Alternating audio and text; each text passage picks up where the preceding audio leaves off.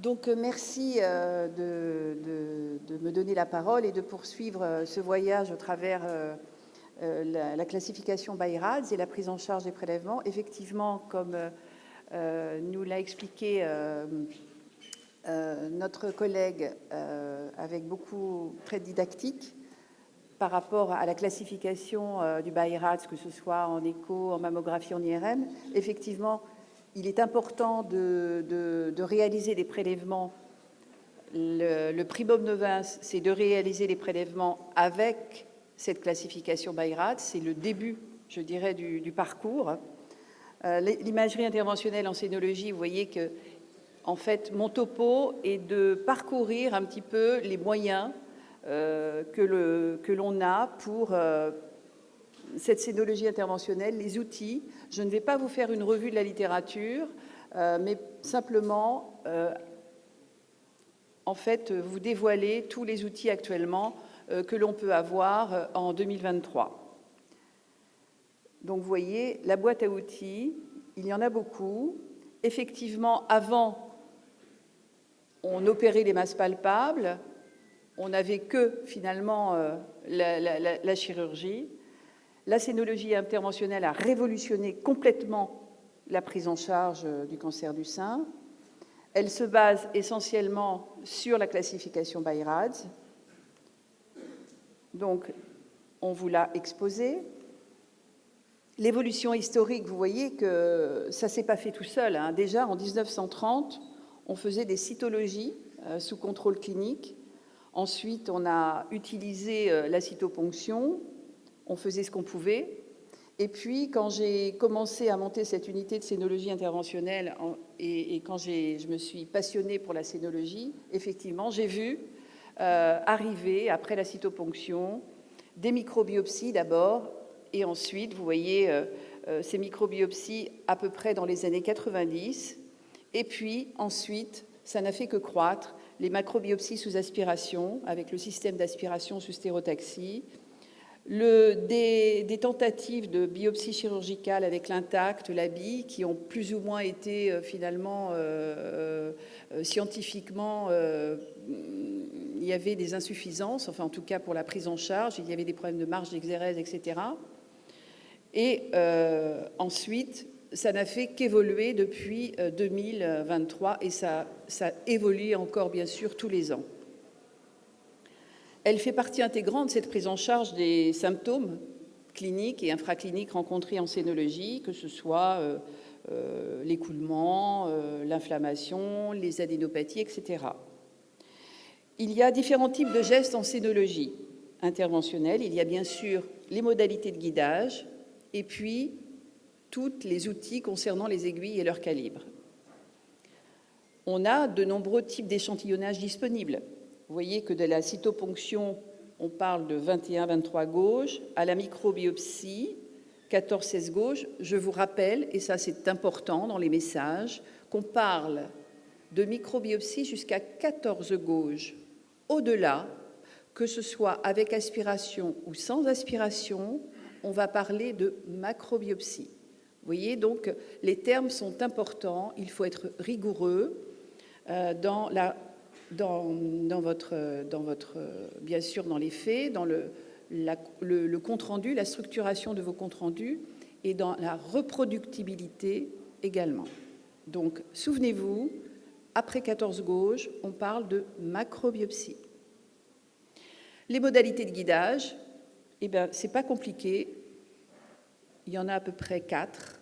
C'est l'échographie, c'est la stérotaxie, c'est éventuellement le scanner, mais il y en a très peu, et l'IRM. Donc finalement, je disais 4, il y en a plutôt 3. Vous voyez, les choses sont simples. Bien sûr, quand on fera des prélèvements, il faudra valider l'indication du geste. Vous n'allez pas non plus, en fonction des prélèvements, vous allez valider avec plus ou moins des RCP. C'est vrai que des microbiopsies sous échographie, vous n'allez pas valider, enfin, vous allez valider vous-même. Mais après, quand on va dans des outils comme les macrobiopsies avec tomosynthèse ou les macrobiopsies sous angiomammographie, etc., on discute du dossier et on voit aussi si on peut, on est dans une structure multidisciplinaire, bien sûr, discuter un petit peu la meilleure approche et le meilleur outil pour cette patiente. Il y a différents types de prélèvements en fonction des modalités de guidage et de l'échantillonnage et de la taille prélevée. L'importance, on en parlera, de la confrontation radio-anatomopathologique. Vous n'allez pas faire n'importe quoi. C'est bien beau de faire des biopsies, mais encore faut-il que ce soit concordant, que l'histologie soit concordante avec l'imagerie. Donc c'est votre responsabilité et c'est notre responsabilité de voir si on n'a pas fait n'importe quoi et si on est discordant. Donc vous voyez, tout cela fait partie aussi de la stratégie de la scénologie interventionnelle. La patiente, bien sûr, est au centre du soin. Il faut aussi améliorer le vécu des patientes. Ce n'est pas non plus anodin de réaliser ces gestes. La validation de l'indication, on en a parlé, ce sera fonction, en fait, de la classification by-RADS. Et je vous rappelle que dans cette classification by-RADS, entre la mammographie, l'échographie et l'IRM, c'est bien sûr les éléments les plus péjoratifs qui vont emporter la décision de faire des prélèvements ou non et quel outil on va utiliser.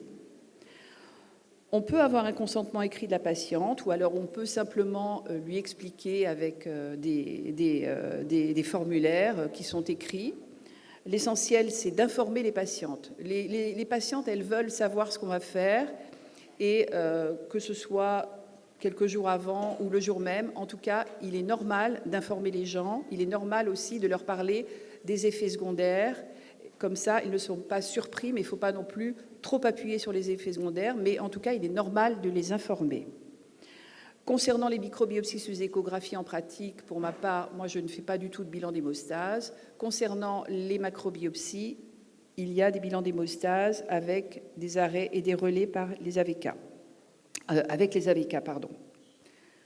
Donc, les précautions générales, vous allez faire bien sûr une anesthésie locale. Donc, généralement, on utilise quand on fait deux anesthésies, on fait des anesthésies superficielles, non adrénalinées, et on utilise de l'axillo-adrénaliné dans les lésions, dans l'anesthésie la plus profonde. Mais là aussi, ça dépend des équipes. Nous, je sais où je travaille, où on fait des macrobiopsies, notamment sous angiomamographie et sous tomosynthèse, etc. Généralement, on fait de la xylo non adrénalinée en superficielle et en profond, on utilise l'adrénaline. Le guidage échographique, alors, si on reprend les 3 modes de guidage, c'est ce que je vous disais en préambule, eh bien, d'abord, il y a la cytoponction. Alors, c'est vrai qu'on l'utilise de moins en moins.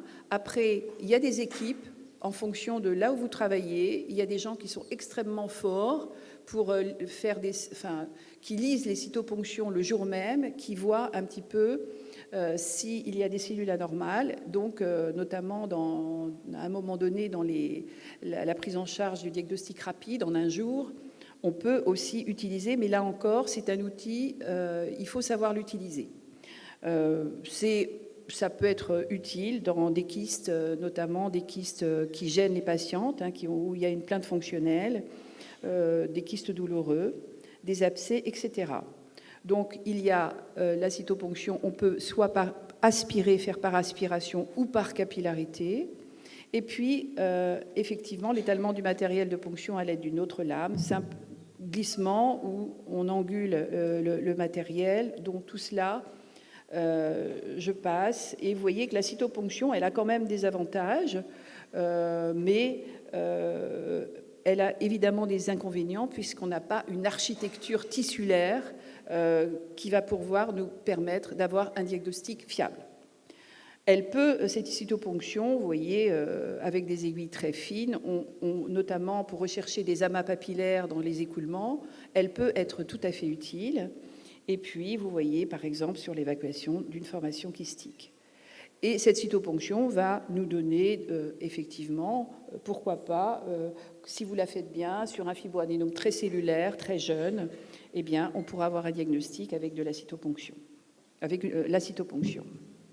Néanmoins, évidemment, Au jour d'aujourd'hui, on utilise beaucoup plus, quasiment plus la cytoponction, surtout éventuellement dans les formations ganglionnaires, où on fait encore beaucoup de cytoponction dans les masses ganglionnaires, dans les adénopathies axillaires. Et la microbiopsie, donc je vous l'ai dit, on va parler de microbiopsie jusqu'à 14 gauges et au-delà de macrobiopsie. Les microbiopsies sous guidage échographique, elles sont obtenues à l'aide d'un matériel semi-automatique ou automatique. On utilise des aiguilles de 14, 16 ou 18 gauges. Donc pour ma part, on utilise beaucoup le 14 gauges. C'est des mécanismes à ressort, c'est très simple. Il y a la chambre, vous voyez, elle est plus ou moins large. Généralement, elle mesure à peu près 22 mm de diamètre. Donc on a quand même des prélèvements tout à fait conséquents. L'évolution dans le temps, obtenir des spécimens de plus en plus volumineux. Donc c'est vrai que, vous voyez, là, on voit la cible, on voit ce qui se passe en temps réel concernant les prélèvements. Et ce qu'il faut retenir, c'est que la sensibilité en fait de la technique va augmenter en fait avec le diamètre, le débattement et le nombre de prélèvements, le type de guidage et la cible. Donc évidemment, plus c'est gros, plus la chambre est grande, plus on va avoir des volumes importants et plus nos anapathes sont bien sûr très très contents.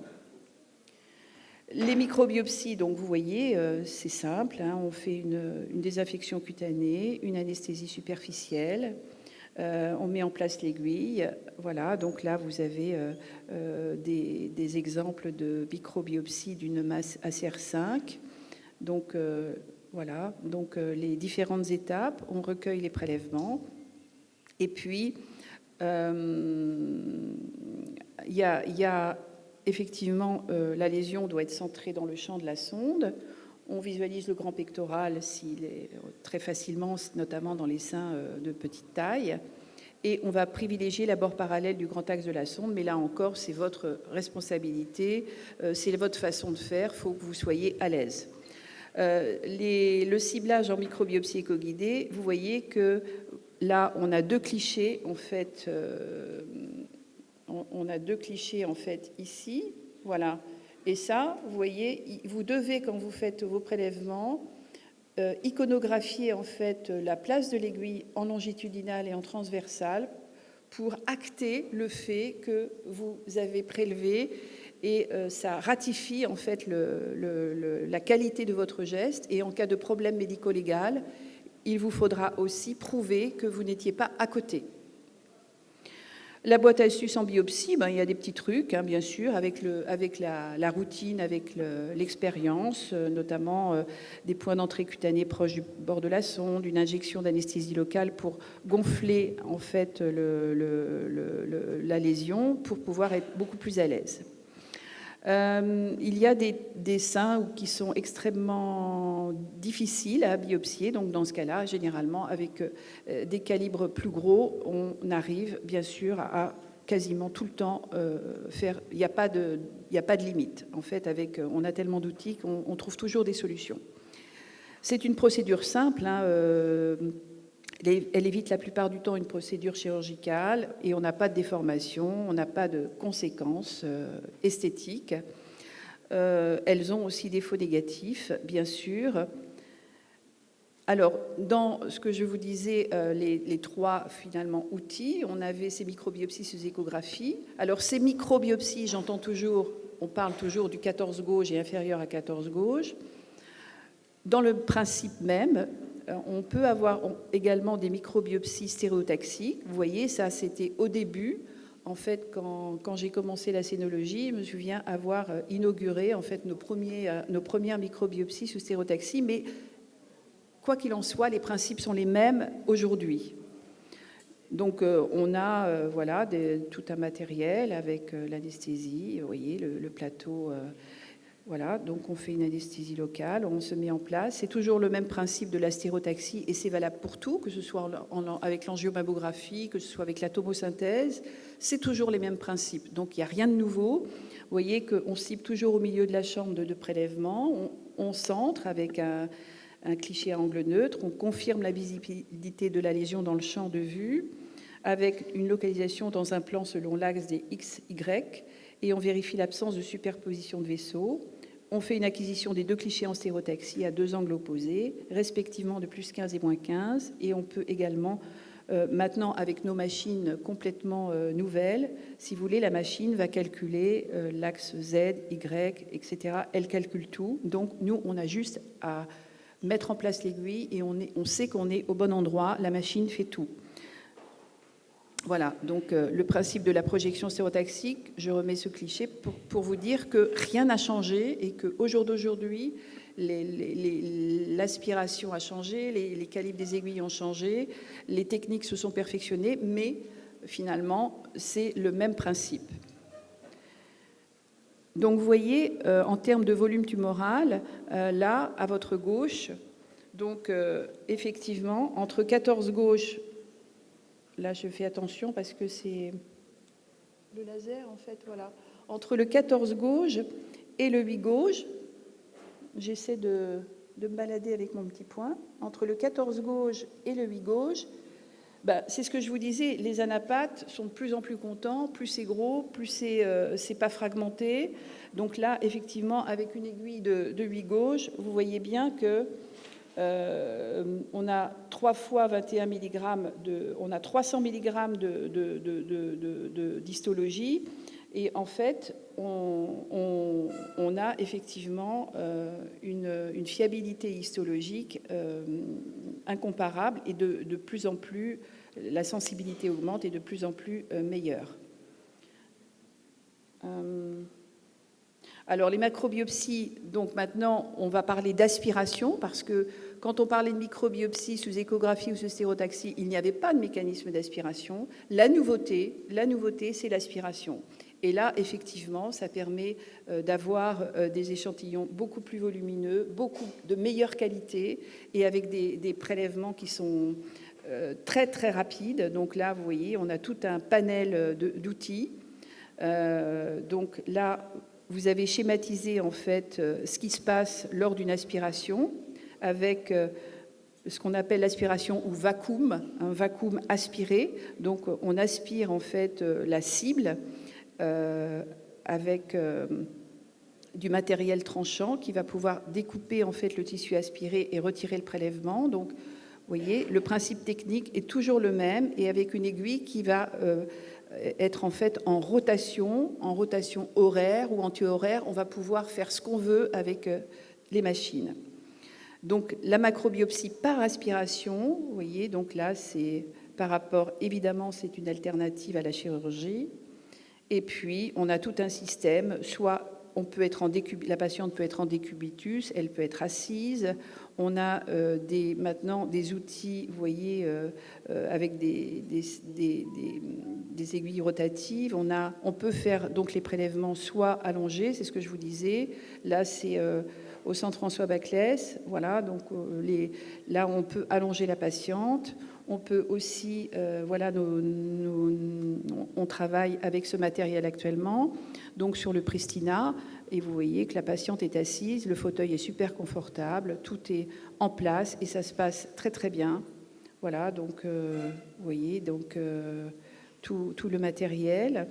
Là, ce qu'il faut avant de faire le prélèvement et après, hein, concernant la peau, bien sûr, c'est du matériel jetable, une partie est du matériel jetable. Donc vous voyez, quand je disais la profondeur, X, Y, Z, etc., vous voyez, la machine, elle fait tout et elle nous dit où on est, et on a juste, en fait, après, une fois positionné, à prélever. Donc, il y a bien sûr ces macrobiopsies, il y a beaucoup d'avantages, on a un matériel beaucoup plus abondant. Après, les inconvénients, il n'y en a pas tant que ça, en fait, parce que en pratique, c'est vrai que parfois, on a quand même des complications hémorragiques, mais on sait les gérer et on pourra en reparler dans les questions. Les indications, les lésions suspectes vues uniquement en mammographie sans traduction échographique, ça va vraiment être le fief de la stéréotaxie, notamment les microcalcifications, donc plein d'exemples. Alors bien sûr, on peut faire un site, 2 sites, 3 sites. Ça, c'est des discussions que l'on va avoir avec le chirurgien, avec l'oncologue en réunion, pour bien stratifier le geste chirurgical. Bien sûr, on va privilégier l'échographie si l'on voit la macrobiopsie sous échographie, si on voit les microcalcifications en échographie. Donc, on pourra très bien switcher entre ne pas utiliser la stéréotaxie, mais l'échographie. Ça, Luc Rothenberg va bien sûr largement en parler. Donc, on a parlé de la stéréotaxie. Je remets cette diapositive pour vous dire qu'il n'y a rien de nouveau et que même si la technologie est hyper sophistiquée, ben, les principes sont les mêmes. Vous voyez, par exemple, sur ce petit foyer de microcalcification rétroaréolaire droit, là, ici, le fait que ce soit derrière le mamelon n'est absolument pas une contre-indication. Hein. Maintenant, on fait prépectoral, derrière le mamelon, etc. Donc, je dirais qu'on fait tout, que ce soit en abord frontal ou en abord latéral. Là, je ne vais pas rentrer dans des considérations techniques très spécifiques. En fait, ça n'a pas beaucoup d'intérêt pour vous. Mais vous voyez que, voilà, donc là, c'est le principe technique. Bon, là, on utilise une aiguille de coaxiale de macrobiopsie tout au long de la procédure. On peut faire varier l'ouverture de la fenêtre des prélèvements. Ça permet de réaliser des prélèvements autour d'un axe de 360 degrés. Avec un nombre total de carottes, vous pouvez largement faire ce que vous voulez. En fait, vous pouvez faire largement une tumorectomie et continuer sans fin. Donc, mais vous n'avez pas non plus besoin, devant une lésion de 10 mm, de faire un trou de 4 cm. Ça n'a pas de sens. Ce qu'il vous faut, c'est pas forcément enlever l'image, mais c'est d'avoir un diagnostic fiable.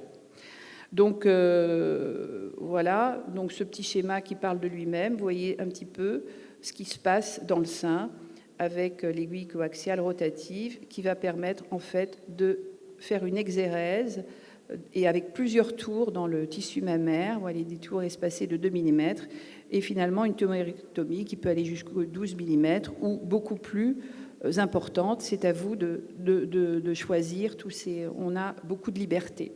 Voilà, donc vous voyez, donc on a effectivement des carottes qui sont de très belle qualité. Évidemment, en cas d'exérèse d'un foyer de microcalcification où il ne reste plus de calcification, vous allez mettre en place des clips. Hein. Donc il y a plusieurs types de clips, que ce soit dans tout en échographie également. À partir du moment où vous pensez que la lésion n'est plus visible et que le chirurgien aura du mal à la retrouver, vous mettez en place un clip. Et bien sûr, concernant les calcifications, maintenant, on fait des radiographies de carottes directement sur l'appareil. C'est extrêmement rapide pour valider le contrôle de qualité en fait, du geste. Vous voyez qu'il y a une toute petite, je veux dire, c'est tout à fait bénin. Là, le clip, donc vous vous assurez de la bonne position du clip et vous ferez des clichés à distance de la bonne position du clip. Vous voyez que tout est facile. Les macrobiopsies éco-guidées, principe technique, là je vais aller vite parce que le docteur Luc Rothenberg va largement en parler. Donc voilà, donc avec des aiguilles coaxiales, également par aspiration. Donc on a tout un panel d'outils. Voilà, une exérèse par exemple ici. Vous voyez, sous éco-guidé d'un papillome intrachystique. L'indication du guidage échographique, eh ben, c'est en fait, vous allez privilégier le guidage échographique à partir du moment où vous voyez en échographie, donc c'est beaucoup plus simple. Et puis, alors, il y a effectivement le scanner, on l'utilise peu, même voire jamais. On peut faire des biopsies sous IRM quand il n'y a pas de traduction sur les modalités standards, par exemple les rehaussements non masse ou les rehaussements de type masse. Donc vraiment, on fait des biopsies sous IRM quand on n'a pas d'autres solutions, mais généralement, on a toujours des solutions et au final, on ne fait pas tant que ça de biopsies sous IRM.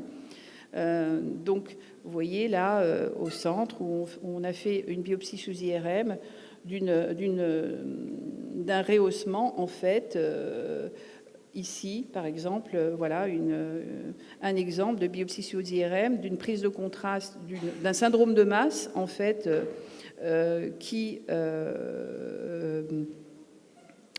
n'était pas vu en échographie et où on a dû réaliser en fait une biopsie sous IRM avec mise en place d'un petit clip, vous voyez ici. Donc voilà.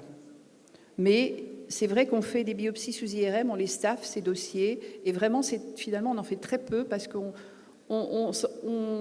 entre la stéréotaxie, entre tous l'échographie, etc., il est très rare qu'on fasse on n'en fait pas, on en fait surtout, je dirais, chez les patientes mutées avec des prédispositions génétiques marquées.